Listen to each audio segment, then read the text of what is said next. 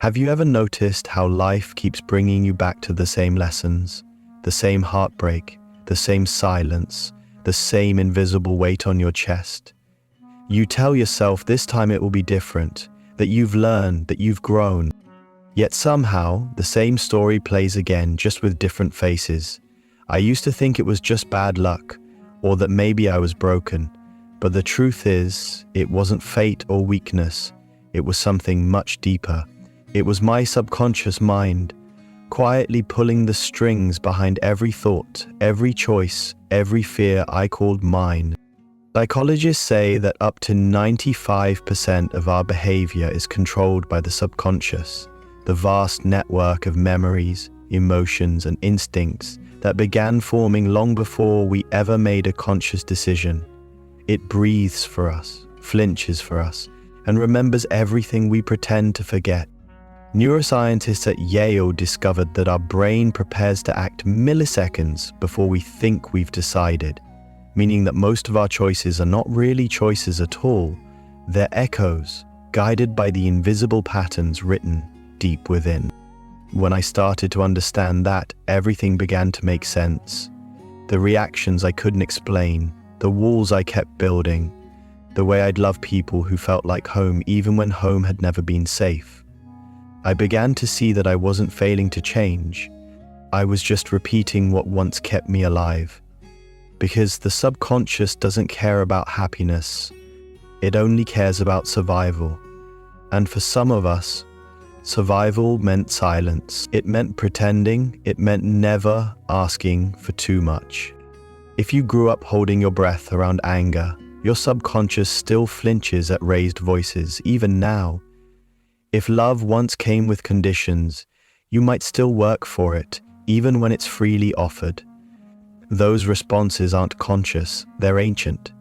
Each fear, each hesitation is a message from the child you once were, the one who learned how to stay safe in a world that didn't always feel kind. By the time we turn 7, most of those emotional codes are already written, what we believe about love, worth, and danger. We spend the rest of our lives living out those unspoken rules, calling them who we are.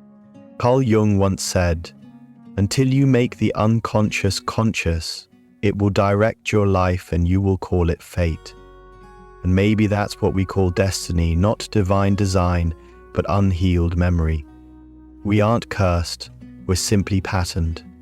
The same pain that repeats isn't punishment. It's your subconscious trying to close a story that was never finished. The relationship that breaks your heart, the anxiety that keeps you awake, the emptiness you can't explain, all of it is the body remembering what the mind has tried to bury.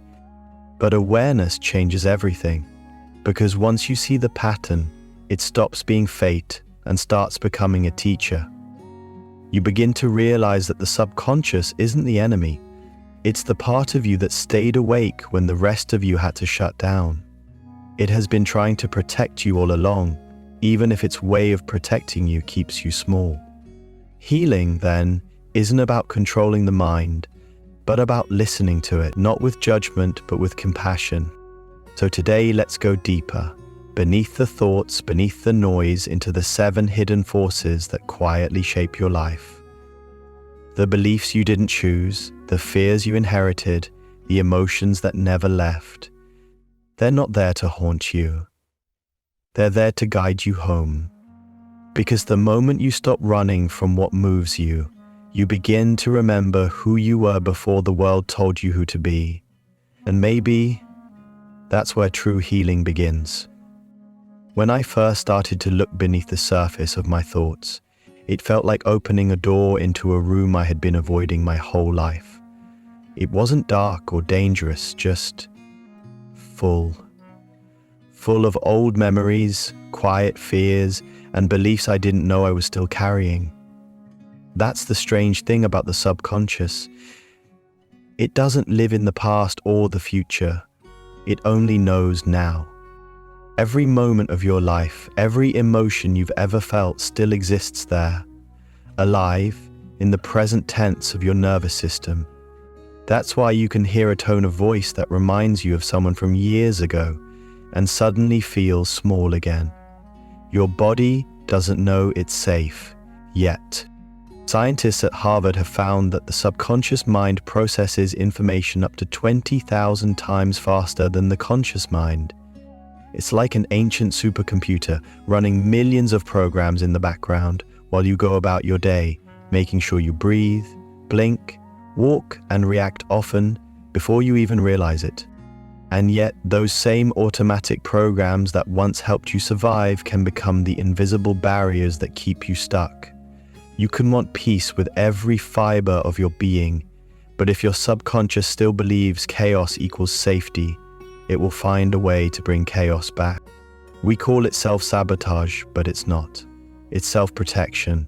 The subconscious mind learned that lesson somewhere, maybe when silence kept you from being punished, or when pleasing others kept you from being left alone. It doesn't care if those rules make you unhappy now. It only cares that they once kept you safe. And because it cannot reason or question, it just repeats. It's loyal, but blind. Like an overprotective friend who never updates the map. Psychologists often describe the subconscious as a library, a vast archive of everything you've ever seen, heard, or felt. But the pages are written in emotion, not language. That's why you can't talk your way out of fear or shame. You have to feel your way through it. As Dr. Bruce Lipton wrote in The Biology of Belief, your subconscious mind is like a tape recorder. It doesn't reason. It simply plays the programs you've recorded, and those programs run, whether you notice them or not. So the real question isn't how do I control my subconscious? It's what is it trying to tell me? Because the subconscious doesn't respond to force. It responds to attention. When you start noticing your patterns with curiosity instead of judgment, you begin to reprogram them. Every time you breathe through a trigger instead of running from it, you teach your body a new language, the language of safety. Neuroscientists call this neuroplasticity, the brain's ability to rewire itself through new experiences. It's proof that healing isn't just poetic, it's biological. Understanding the subconscious isn't about fixing what's wrong with you. It's about realizing that nothing was ever wrong, only unhealed. It's about meeting the part of you that has been running your life from the shadows and saying, you don't have to protect me like that anymore. Because the moment awareness meets compassion, the subconscious begins to trust the light again. And that's where real transformation begins, not by erasing the past, but by finally listening to it. The deeper I went into my own subconscious, the more I realized that it isn't just one voice, it's an orchestra. Each part of it plays a different tune, guiding how we see, feel, and move through life. Sometimes they're in harmony, sometimes they're at war, but together they form the invisible system that shapes almost everything about us. Psychologists call them subconscious drivers or forces. I like to think of them as 7 quiet powers, 7 hidden forces that, once understood, can help us reclaim the steering wheel of our lives. 1. The force of survival. This is the oldest, most primal layer of your subconscious, the part that evolved to keep your ancestors alive. It's the voice that says, don't risk too much, don't change too fast. It's responsible for the fight, flight, or freeze responses that Dr. Stephen Porges described in his polyvagal theory, explaining how the body constantly scans for safety. The survival force isn't trying to stop your growth. It's trying to make sure you're alive to experience it. But when unhealed trauma tricks it into seeing danger where there is none, it can trap you in a life that feels too small. 2. The force of conditioning. By the age of 7, most of our emotional patterns are already formed. In those early years, the subconscious absorbs everything: tone, energy, silence, long before logic develops. We learn what earns us love, what triggers rejection, and what keeps us safe. Maybe you learn to please to feel worthy, or that anger leads to abandonment. These early imprints become invisible codes that shape your identity. You don't just recall them, you become them. As Carl Jung said, children are educated by what the grown-up is, not by what he says. The subconscious doesn't store words. It remembers energy, emotion, and how safety once felt. 3. The force of repetition. The subconscious learns through rhythm. What you repeat becomes what you believe. That's why affirmations, rituals, or even daily gratitude can slowly reprogram your inner world. Neuroscientists at MIT discovered that the basal ganglia, the brain's habit center, fires stronger with repetition, solidifying patterns whether positive or negative. So every thought is a rehearsal for who you'll become. 4. The force of emotion. While logic speaks in sentences, emotion speaks in electricity. It's the language your subconscious understands best. The amygdala, the brain's emotional hub, tags every experience with feeling before logic even catches up. That's why you can't rationalize your way out of pain. It must be felt to be freed. Emotional awareness is the first doorway to reprogramming. 5. The force of belief. Beliefs are the blueprints of the subconscious, not truths, but filters that shape perception. They decide what you see, what you ignore, and what you call reality. As Dr. Joe Dispenza says, your personality creates your personal reality. The stories you repeat, I'm not enough, I'm always left, I can't change, become silent instructions to your nervous system. You start living inside the limits of those words. But beliefs lose power the moment you see them. Awareness cracks their foundation.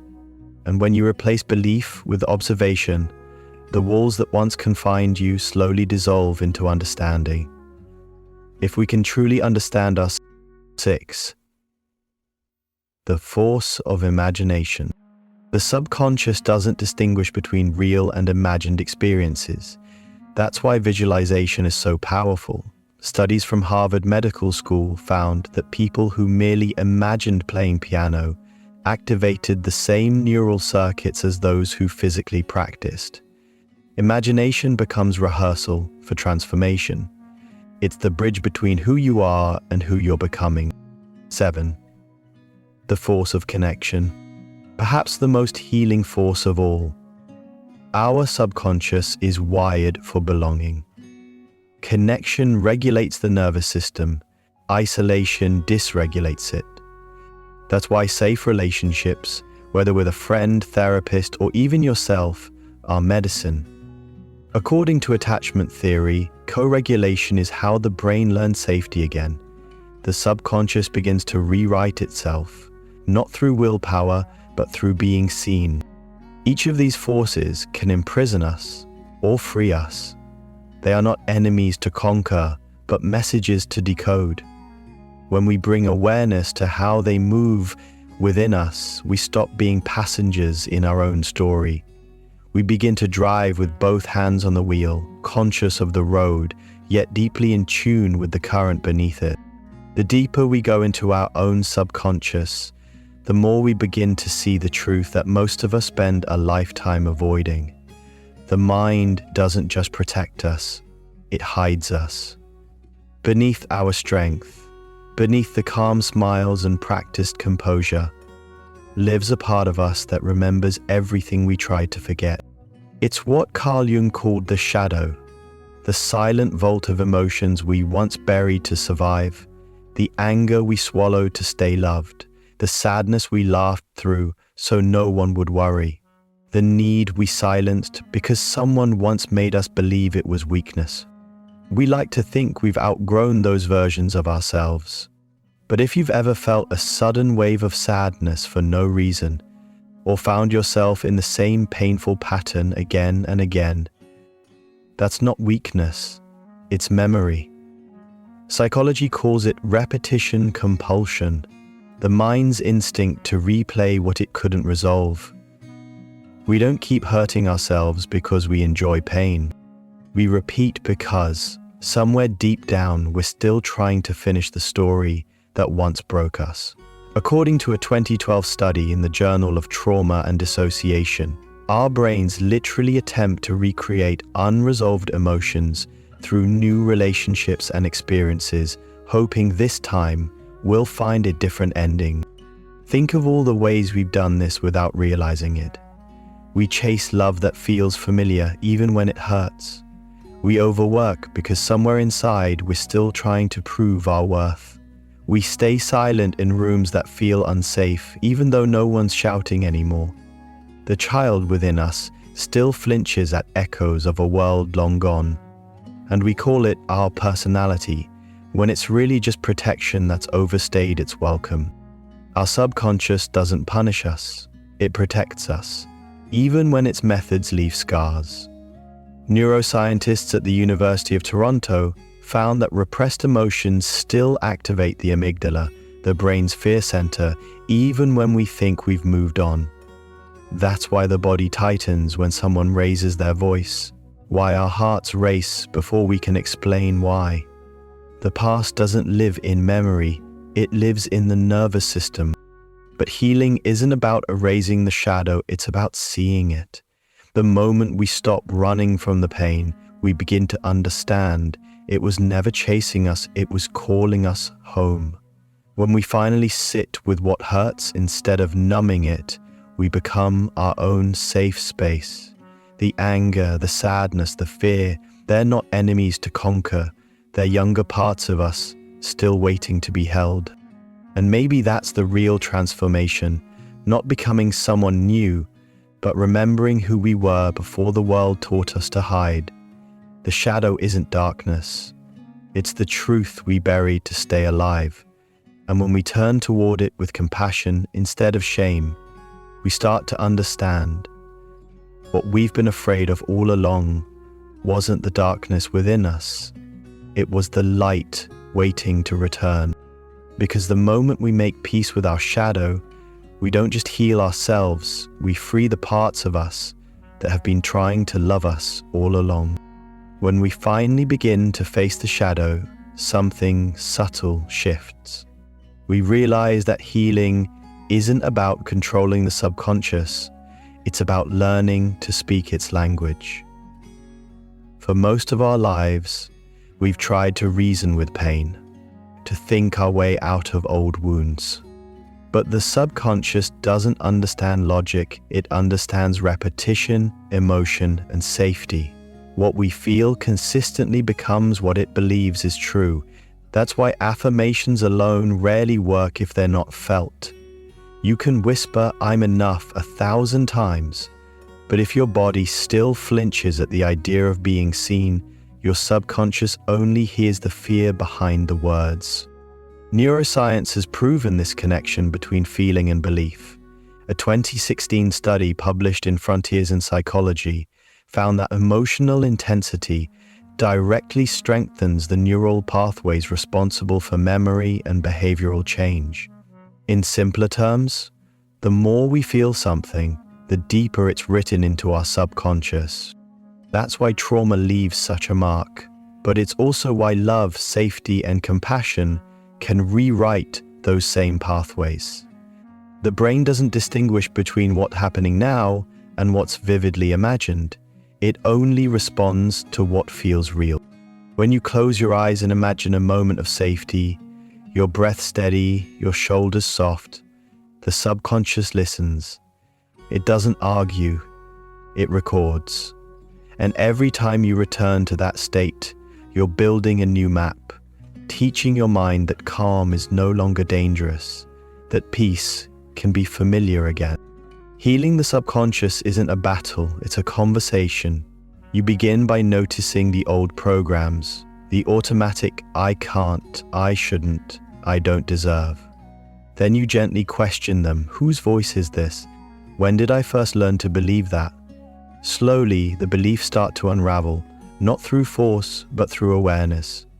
Awareness is how the conscious and subconscious meet. It's how the adult you finally holds the child within and says, "You're safe now." Dr. Joe Dispenza, who studies neuroplasticity and consciousness, once said, "You can't create a new future while holding on to the emotions of the past." To rewire the subconscious, we must give it new emotions to build from. That's where mindfulness and visualization come in, not as spiritual cliches, but as neurological tools. Each time we visualize healing, forgive ourselves, or sit in stillness without judgment, the brain's amygdala begins to quiet. Studies using fMRI scans show that mindfulness reduces fear responses and increases gray matter in areas linked to empathy and emotional regulation. And maybe that's the secret the subconscious has been waiting for us to discover, that change doesn't come from force, but from familiarity. When love becomes a repeated experience through kindness, through gentleness, through self-compassion, the mind finally begins to trust it. Because healing isn't about forgetting the past. It's about teaching the body that the danger is gone. It's about reminding the subconscious that it doesn't have to keep protecting us from a world that no longer exists. When we do that, we stop living from memory and start living from possibility. And in that quiet shift from survival to safety, we begin to see what we were never able to before, that our subconscious was never the enemy. It was simply waiting for us to come home. The subconscious isn't something to conquer, it's something to understand. Every habit, fear, and dream you carry is a message from a deeper part of you waiting to be heard. Healing begins the moment you stop running and start listening. So tonight, before you sleep, take a breath, close your eyes, and ask yourself, what part of me still needs love? If this video spoke to you, share it with someone who might need to remember that healing is possible too.